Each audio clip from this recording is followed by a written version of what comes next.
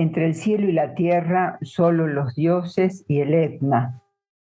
Juan Franzoni, Giovanni o Bani, como le decía mi abuela, era un hombre chiquito, delgado y callado, austero.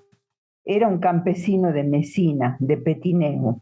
Él jamás habló bien el castellano, siempre tuvo un acento. Nació un 26 de junio de 1899. No sé si tenía hermanos. Llegó a Argentina muy joven con una de las grandes olas de inmigrantes venidos desde España y desde Italia. No sé por qué vino a parar a Salta, en el noroeste. Nunca contaba su vida, tampoco sus añoranzas ni sus tristezas.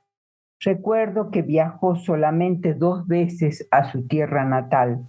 De allí volvía cargado de regalos, cubrecamas, manteles hermosos, dorados, amarillos. Había mucho color oro en esos brocados que me hacían soñar. Mi abuelo estaba rodeado de un halo de misterio.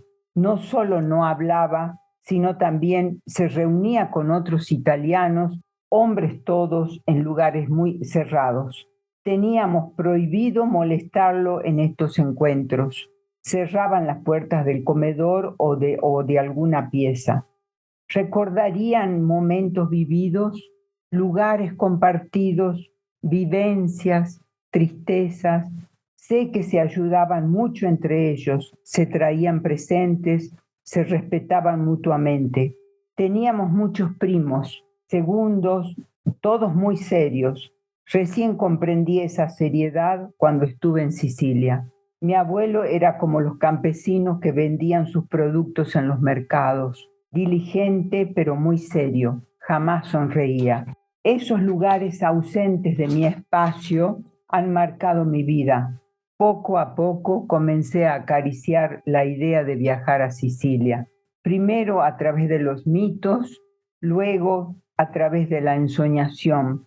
Finalmente me dije que no podía morirme sin haber ido a Sicilia de verdad con mi cuerpo de esta vida.